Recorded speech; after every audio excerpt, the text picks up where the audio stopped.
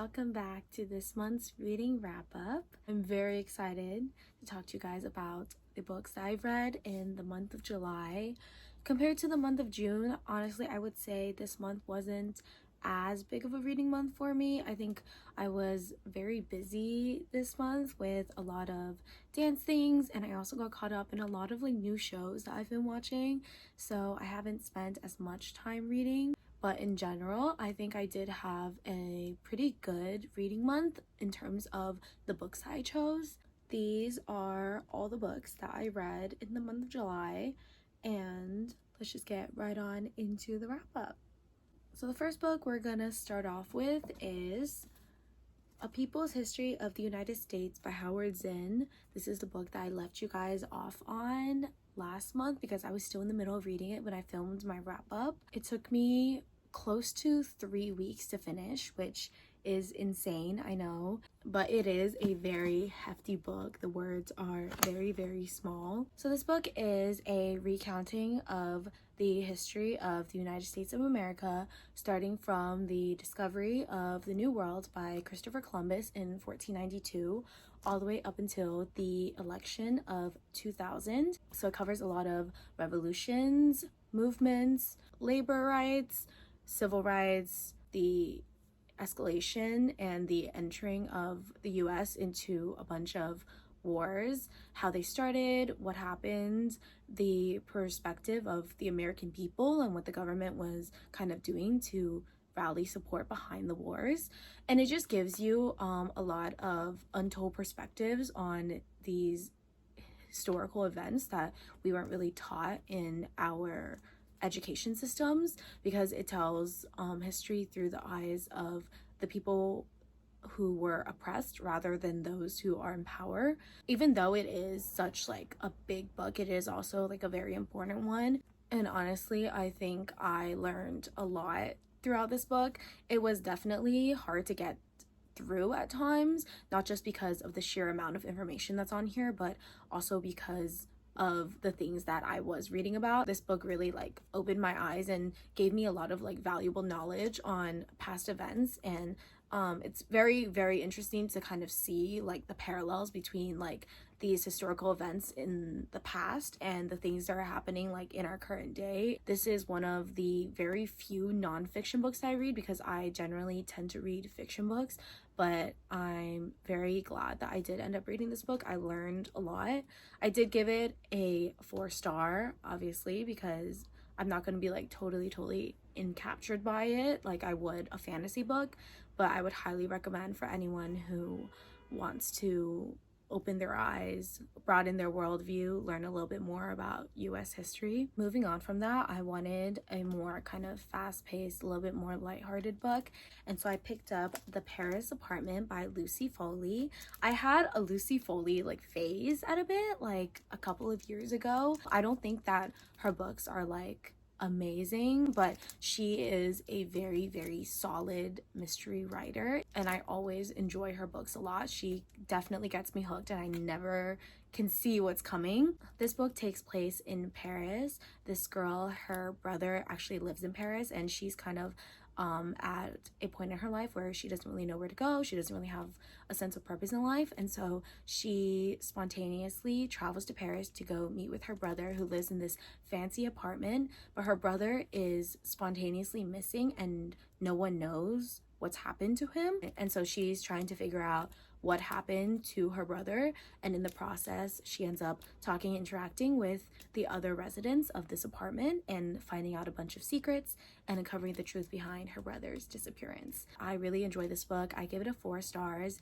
Very, very solid mystery read.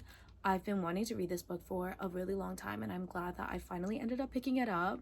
One thing I really like about Lucy Foley's writing is that we get the perspectives of so many characters. Every single character, you can really get to go inside their mind because you get characters from their POVs, and I feel that really helps get me like into the book and getting to understand like all the different like motives and like suspicious events, and like you get to know things that other characters don't, but at the same time you're still trying to figure out which of these characters is actually responsible and who is guilty. So yeah, definitely recommend this book. 4-star read.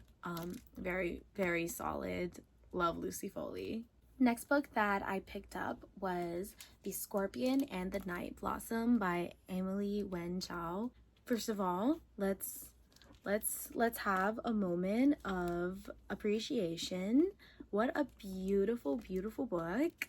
Emily Wen Zhao is actually one of my new favorite authors. She writes Chinese inspired fantasy, which is one of my favorite genres, and I actually own 2 of her books. So I was really, really excited to read this new book from her because I already knew that I was going to love it.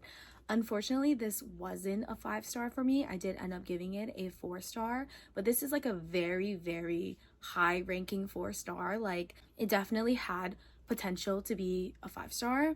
This book follows An Ying, who is the oldest daughter in her family, and she has kind of taken on this role of the main protector and the main caregiver after her father was killed by a demon and her mother was very heavily injured from the same attack. And so she is searching for a cure to her mother's illness, and that ends up taking her through the immortality trials, where she ends up meeting our male lead, who has a kind of secret backstory, secret past. You find it out actually pretty early in the book. It is very much an enemies to lovers type of situation. They all train at this academy together, and weird things start happening. Bad creatures start to infiltrate this place that's supposed to be kind of like a safe haven, so the stakes are kind of high. Overall, also a very, very solid read. The chemistry between our main characters is very like heart-wrenching. Obviously, I feel like that is like the thing that I love the most about like fantasy novels, is that the stakes are so high and it really makes you believe in like love like that transcends beyond all these other like obstacles that are so like in their way. There is also a second male lead who is very charming in and of itself, and if you know me, you know I love my love triangles. The main guys are like such interesting like juxtapositions to each other. I feel like they really act as foils against each other, and seeing like the differences in their backgrounds and their upbringings and their general roles in life, and how that ends up connecting back to the main character and her supposed role in life and the significance of her father, who is such like a big like role model for her. I think this book was definitely a highlight of the month for me. It was one of those books where I like genuinely just like couldn't put it down. There will be a sequel to this book, so I will definitely be reading that when it comes out. So yeah, that was Scorpion and the Night Blossom. Highly recommend. I also highly recommend her 2 other books, which I actually do have.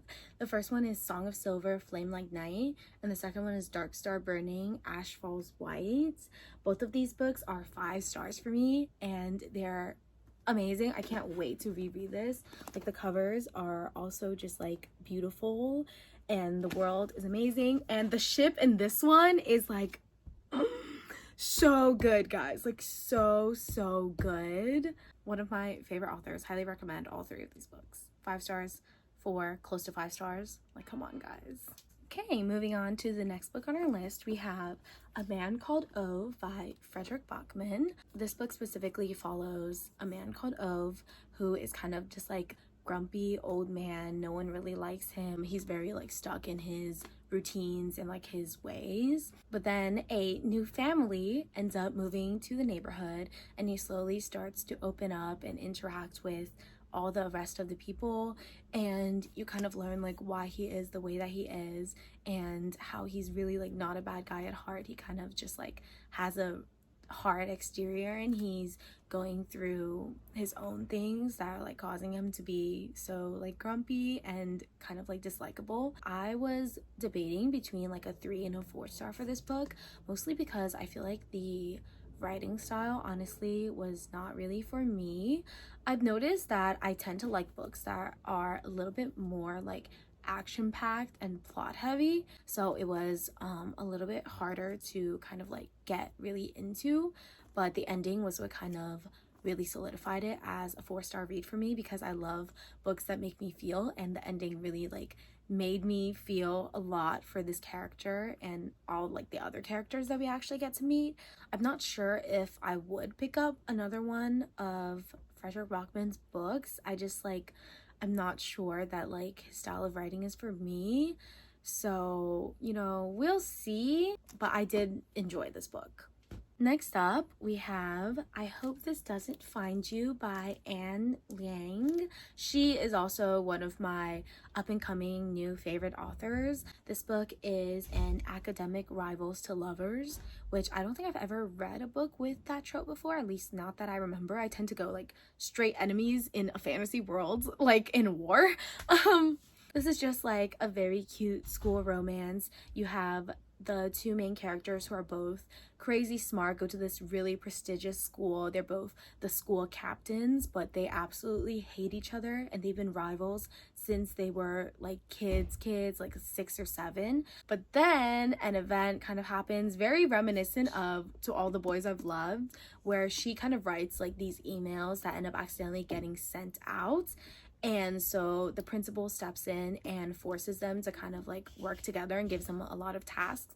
And over those tasks, they learn more about each other and the other person's lives. Overall, just like a very cute romance novel. I gave it also 4 stars. Are we seeing a trend this month? Lots and lots of 4 stars. Next, we have The Women by Kristen Hanna. This is a book that I have actually heard a lot of praise for. This book takes place during the Vietnam War, and we follow Frances, who comes from this very affluent, rich, kind of like sheltered family. Her family is a military family, and so she follows her brother and enlists in the war as an army nurse.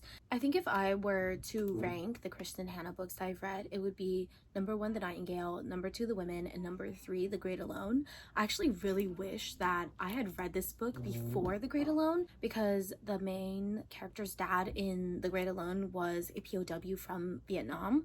But I think like I just like didn't know enough about Vietnam in order for that to really like make an impact for me. But this book really takes you into what it was like being there, like in the actual war. And even though Frankie wasn't at the front lines, she saw like a lot of like awful things that really changed her life and like her outlook on the world and her country. And not only do we get to see what her life was like while she was serving, but also like the treatment that she received when she came back, because obviously like she thought that she was serving her country, she thought she was being patriotic, but the sentiment back home was so different. And the way that she tried to reach out and get help after, but she was constantly dismissed and put down because she was a woman, and there were no women in Vietnam according to who knows who. Honestly, like even just like talking about it, I'm kind of like choking up, because like she goes through so much in this book, like literally just like L after L after L, and it was so sad to read.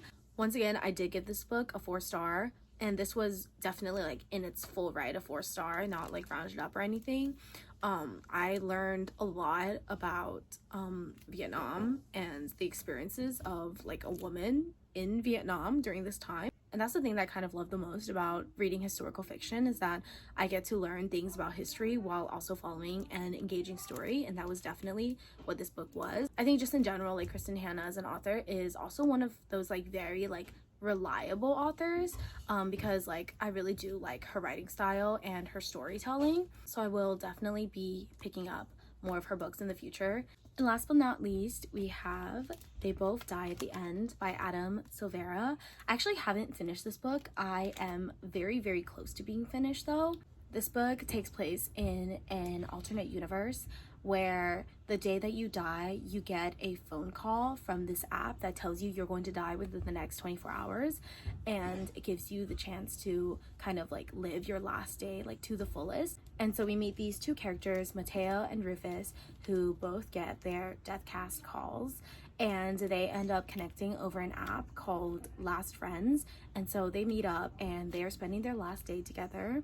I have wanted to read this book for a really long time. I've kind of just never gotten to it. So far I feel like this book is looking between a 3 and a 4, depending on how much I care about these characters when they do eventually die at the end.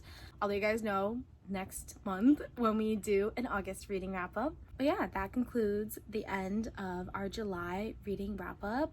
I hope you guys enjoyed. Honestly, like, this is something that I kind of like look forward to doing at the end of every month now, so I'm very happy about that. School starts for me at the end of next month, so I don't know if I'll really be able to continue doing these book content, book related videos, but hopefully, I'm crossing my fingers, I will be, because this year is supposed to be like a little bit more chill for me, so I'll let you guys know. Thank you so much for watching until the end of this video, and I'll see you guys next month for our August reading wrap up.